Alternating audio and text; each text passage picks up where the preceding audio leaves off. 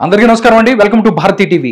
Janasena party 12వ ఆవిర్భావ సభకు కాకినాడ జిల్లా పిఠాపురం మండలంలోని చిత్రాల గ్రామంలో ఏర్పాట్లన్నీ పూర్తయ్యాయి.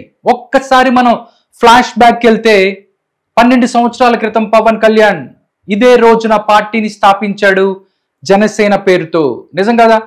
పవన్ కళ్యాణ్ ఈ సభ పెట్టినప్పుడు, ఇదే రోజు సభ పెట్టినప్పుడు, హెచ్ఐసిసిలో సభ పెట్టినప్పుడు చాలా మంది మాట్లాడారు.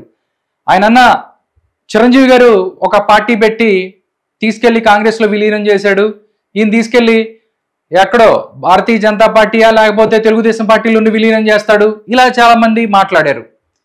కానీ పవన్ కళ్యాణ్ ఆ రోజే చెప్పాడు, ఒక నిర్దిష్టమైన ప్రణాళికతో వస్తున్నానని చెప్పాడు. 25 సంవత్సరాలు ఏదైతే ఉందో, 25 సంవత్సరాల ఒక పార్టీ, ఒక కళ కోసం, 25 సంవత్సరాల రాజకీయం కోసం ఆయన ఆ రోజే మాట్లాడారు. కానీ చాలా మంది చెప్పారు, ఏదో మొహానికి రంగేసుకున్న ఆయన వచ్చాడు, ఏం చేస్తాడని కూడా మాట్లాడారు. బట్ ఆయన 12 సంవత్సరాల క్రితం ఏం చెప్పాడో ఇప్పుడు కూడా అదే చెప్తాడు. ఒక్కసారి ఆ రోజు మాట్లాడిన ఒక వీడియో నేను ప్లే చేస్తాను. ఒక నిర్దిష్టమైన ఆలోచన విధానంతో, ఒక సుదీర్ఘమైన 25 సంవత్సరాల లక్ష్యంతో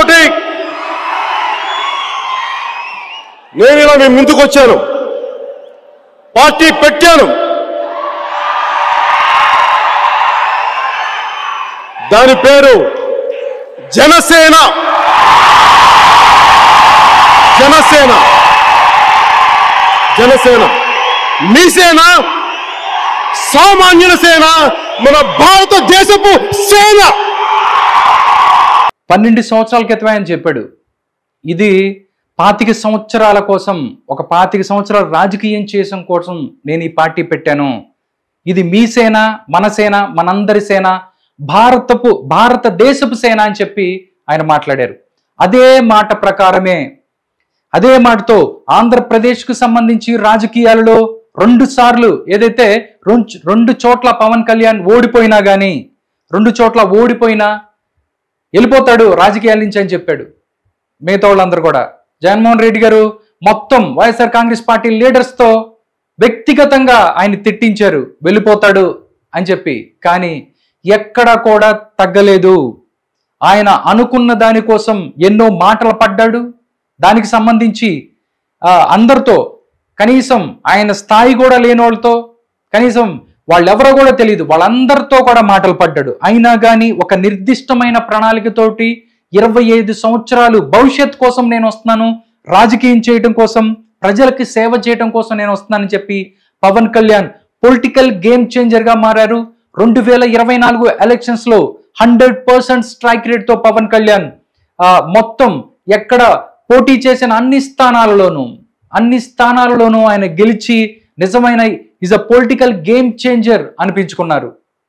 నిజంగా ఈరోజు ఆయన ఆ రోజే చెప్పాడు, ఎలక్షన్ ముందు కూడా చెప్పాడు, ఏదైతే ఉందో జగన్మోహన్ రెడ్డి నిన్ను అధపాతాళానికి తొక్కేస్తానని చెప్పి అదే మాట చెప్పి అదే చేసి చూపించాడు.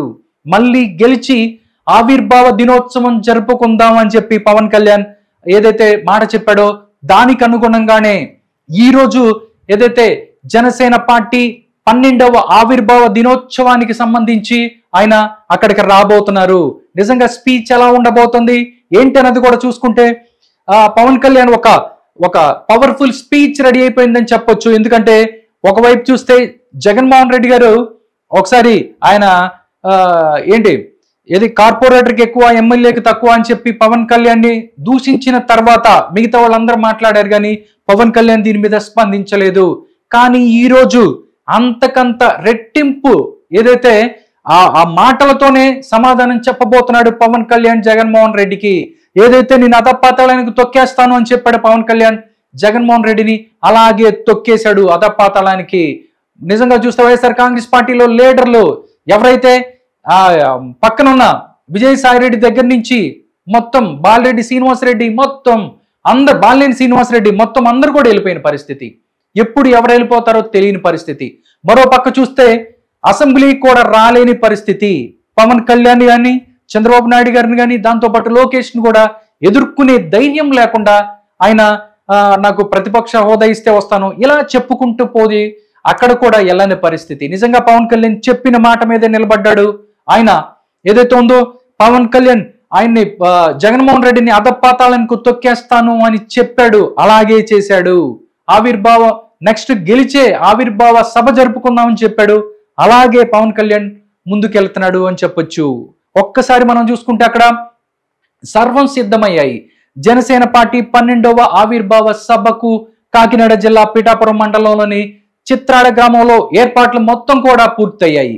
అధికార కూటమి ప్రభుత్వంలో భాగస్వామి అయ్యాక నిర్వహిస్తున్న తొలి ఆవిర్భావ సభ కావటం, జనసేన అధ్యక్షుడు పవన్ కళ్యాణ్ ఎమ్మెల్యేగా నెగ్గిన పిఠాపురం నియోజకవర్గం ఈ సభకు ఆతిథ్యం ఇస్తుండటం ప్రాధాన్యతను సంతరించుకుంది. పార్టీ రాజకీయ వ్యవహారాల కమిటీ చైర్మన్ మంత్రి నాదెండ్ల మనోహర్ సభ ఏర్పాట్లు మొత్తాన్ని కూడా పర్యవేక్షిస్తున్నారు. చిత్రాడలోని ఎస్బిసిటీ వెంచర్ లో భారీ తెరలతో ఈ యొక్క వేదికను ఏర్పాటు చేశారు. విఐపీలు, వీర మహిళలు, దాంతోపాటు జన సైనికులు, పిఠాపురం నియోజకవర్గ ప్రజల కోసం వేర్వేరు గ్యాలరీలు, హైవే పక్కన 8 చోట్ల మనం చూసుకున్నట్టయితే ఎల్ఈడి తెరలు కూడా ఏర్పాటు చేశారు. వేదిక నుంచి 4 కిలోమీటర్ల దూరం వినిపించేలా ప్రత్యేక సౌండ్ సిస్టమ్ కూడా ఏర్పాటు చేశారు. ప్రవేశ మార్గాలకు డొక్కా సీతమ్మ, పిఠాపురం రాజా సూర్యారావు బహదూర్, దాంతోపాటు మల్లాడి సత్యలింగం నాయకర్ల పేర్లు పెట్టారు. అక్కడ స్వాగత మార్గాలను కొబ్బరి ఆకులు, దాంతోపాటు ఫ్లెక్సీలు, జెండాలతో అలంకరించారు. ట్రాఫిక్ ఏదైతే ఉందో దానికి ఇబ్బంది కలగకుండా పలు మార్గాలలో చర్యలు తీసుకుంటున్నారు. 6 చోట్ల పార్కింగ్ ప్రాంగణాలు కూడా ఏర్పాటు చేశారు. 4 చోట్ల చూస్తే భోజన వసతులు, దాంతోపాటు ఎక్కడికక్కడ చలివేంద్రాలు, 7 చోట్ల వైద్య శిబిరాలను కూడా ఏర్పాటు చేసిన పరిస్థితి కనిపిస్తుంది. 14 అంబులెన్సులు కూడా సిద్ధం చేశారు. మొత్తంగా ఇవన్నీ చూసుకుంటూ ఉంటే ఎవరైతే ఉన్నారో ఈ పార్టీకి సంబంధించి ఆవిర్భావ సభకు సంబంధించి సర్వం కూడా సిద్ధం చేశారు అని చెప్పుకోవచ్చు. దాంతోపాటు 1700 మంది పోలీసులకు సాయంగా, దాంతోపాటు వాళ్ళతో పాటు 500 మంది పార్టీ వాలంటీర్లతో భద్రత ఏర్పాటు చేశారు. సభా ప్రాంగణంలో 70 చోట్ల సీసీ కెమెరాలు, 15 డ్రోన్లతో నిఘా ఏర్పాటు చేశారు. దాంతోపాటు వైఎస్ఆర్ కాంగ్రెస్ పార్టీ శ్రేణులు సభలోకి వచ్చి అలజడి ఏదైతే ఉందో సృష్టించడానికి ప్రయత్నిస్తే వారిని గుర్తించి పోలీసులకు అప్పగించాలని చెప్పి మంత్రి మనోహర్ పిలుపునివ్వటం విశేషం. పోలీసులు కూడా దీంతో అప్రమత్తమయ్యారు అని కూడా చెప్పొచ్చు. టైమింగ్స్ కూడా మనం ఒకసారి చూసుకున్నట్టయితే సభ మధ్యాహ్నం 3:30 నుంచి రాత్రి 10 గంటల వరకు సాగే అవకాశం ఉందని చెప్తున్నారు. తొలిత తెలుగు భాషకు ప్రాధాన్యం, దాంతోపాటు పార్టీ విశేషాలతో సాంస్కృతిక కార్యక్రమాలు ఉంటాయి. చివరిలో పార్టీ అధ్యక్షుడు పవన్ కళ్యాణ్ కూటమి ప్రభుత్వం ప్రగతి పదం, దాంతోపాటు పార్టీ భవిష్యత్తు, దీంతోపాటు ఈ కార్యాచరణ మొత్తాన్ని కూడా వివరించే అవకాశం ఉన్నట్టు తెలుస్తోంది.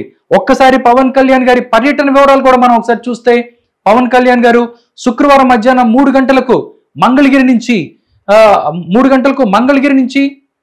3:45 గంటలకు చిత్రాడలోని ఈ యొక్క సభా ప్రాంగణానికి హెలికాప్టర్లో చేరుకుంటారన్నట్టు తెలుస్తోంది. సభ ముగిశాక రోడ్డు మార్గంలోనే వెళ్లి కాకినాడలోని జేఎన్టీయు అతిథి గృహంలో రాత్రి బస చేస్తారన్నట్టు తెలుస్తోంది.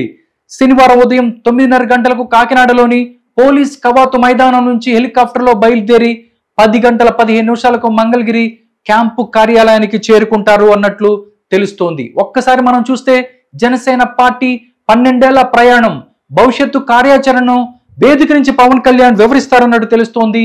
దీనికి సంబంధించే అంతా రెడీ అయిపోయింది. పవన్ కళ్యాణ్ ప్రసంగం 7:30 గంటల నుంచి 8 గంటల మధ్య ప్రారంభమవుతుంది అన్నట్లు చెప్తున్నారు. ఆరంభం నుంచి ఎన్నో అవమానాలను భరిస్తూ నిజాయితీతో ప్రయాణం చేశాం.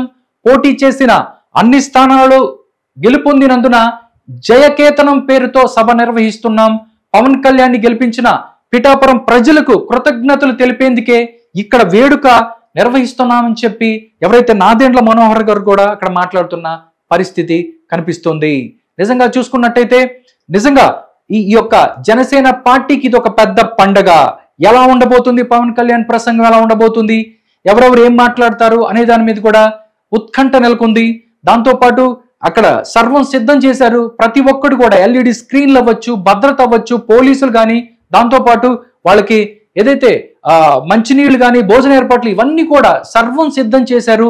ఎక్కడ కూడా అపశృతులు కలగకుండా ఈ కార్యక్రమాన్ని విజయవంతం చేసేందుకు కూడా జనసేన పార్టీ శ్రేణులు అక్కడ ఎంతో ప్రయత్నం చేస్తున్నాయి. చూద్దాం పవన్ కళ్యాణ్ ఏం మాట్లాడబోతున్నారు, ఏదైతే ఈ 9 నెలల కూటమి ప్రభుత్వంలో ఏం జరిగిందనేది ప్రజలకు ఏ విధంగా వివరించబోతున్నారు, దాంతోపాటు జగన్మోహన్ రెడ్డికి ఏ విధంగా కార్నర్ చేయబోతున్నారు, ఆయన మీద ఎలాంటి డైలాగ్స్ విసరబోతున్నాడు అనే దాని మీద కూడా ఉత్కంఠ నెలకొంది.